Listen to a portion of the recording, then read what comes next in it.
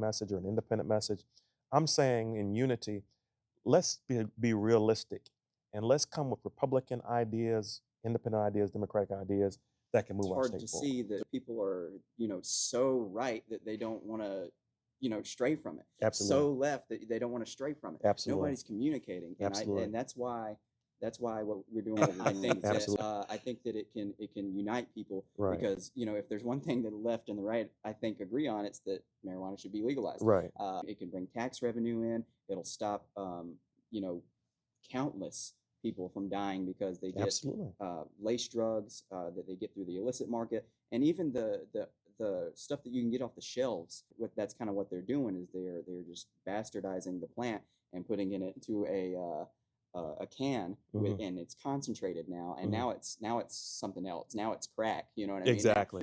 So, long story short, these are other opportunities for more people to fall through the cracks, to even get perhaps arrested, and it becomes a money-making thing on the prison side all over again. So it's a cycle. That's what if you get hospitalized, they're making money because they're feeding you pain pills, and hopefully you get addicted to them, right? That's what I think that the larger establishment wants, is to make. My personal belief is that there's a lot of government overreach in a lot of things. And that's a surprising thing about Alabama. People call it a red state, and a lot of Republicans tell you they don't want big government, but yet you see a lot of government overreach. Yeah. You look at Jimmy Kimmel being pulled off television. What happened to freedom of speech? That political assassination, right?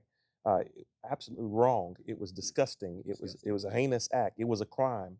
It should not ever be done, ever. When people start to see that type of dollar value, believe it or not, their mindsets change. And but I can tell you by the numbers is this: whenever you pay a realistic minimum wage, it adds probably at max 20 cents to a quarter on a hamburger.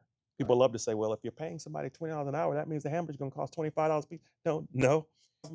We leave money, as I said tonight, on the table every year that we could use to fund like a tram, a transit system that would allow someone to, listen to this, perhaps work in Mobile during the day, but perhaps live in the Black Belt. They can take their tax money, if you would, make it go to work in their zip code and improve their communities. That's community stability. You could have a person who's, like you mentioned tonight, who may be in crisis, who may be in the third trimester and needs to get to an OBGYN or a midwife instantaneously. Right now, they can't get to any public transit, no bus, no train, nothing. But if there were a train there, monorail system, running down the 65 corridors or running down interstate corridors, they could easily make it from one place to another without any problem. So the lottery, that would allow that money to come here. It could be used for, let's just think about education. Say that a little louder real quick, because we I got a lot need of people. a lottery in Alabama. We need a lottery to keep that money in our state. We are putting people from Tennessee, Georgia, Florida, Mississippi, we're putting them in positions where we fund their schooling.